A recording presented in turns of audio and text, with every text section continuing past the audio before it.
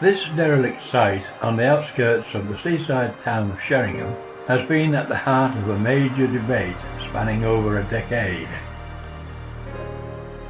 Now hidden within the wild shrubs which once formed its well-kept grounds, this was a once privately owned educational establishment known as Hilbre School.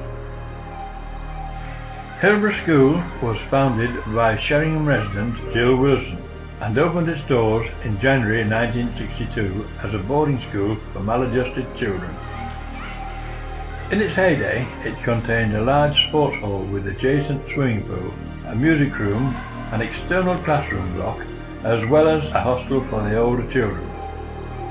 The school was run by two generations of the younger family and finally closed in the mid-1990s due to a lack of support. The site of the former Hilbre School has remained derelict since its closure in the 1990s, but in late 2010 a controversial planning application was finally given the go-ahead, with the school awaiting its imminent demolition. So with our unnamed team of urban explorers, we take one last look at what remains of this former school, reporting on the site in its current condition before it's too late.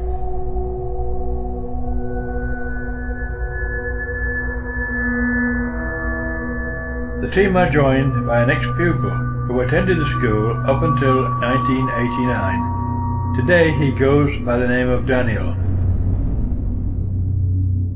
Starting from the main entrance porch, the team go on a guided tour of the former schoolhouse, which lies in complete darkness internally due to the boarded up windows. The entrance porch leads into the main hallway. This was once home to an upright piano, and a phone booth was located underneath the main stairway, which leads to two upper floors. The first room on the right as you enter was the Headmasters Office. All that remains is some recessed shelving in one of the walls, and a chandelier which still hangs from the ceiling. Like much of the building today, the walls are covered in black mould. Next door to the Headmaster's Office was the television room.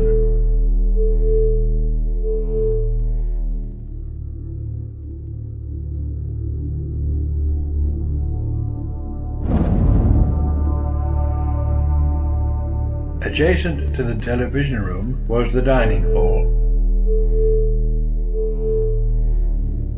In here would have been a large table.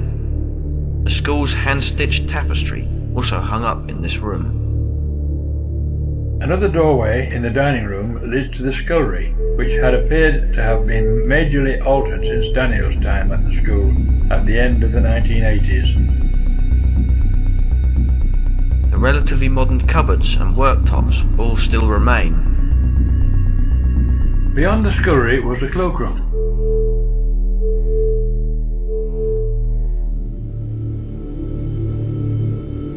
The cloakroom was linked to the domestic quarters, which included a kitchen fitted with an aga and separate food preparation area.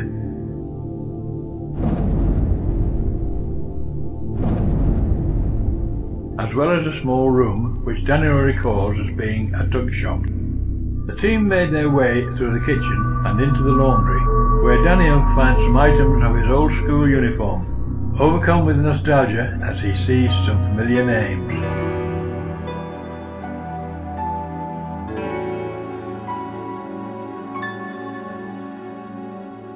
With much of the downstairs covered, the team then made their way carefully up the main stairway to the first floor.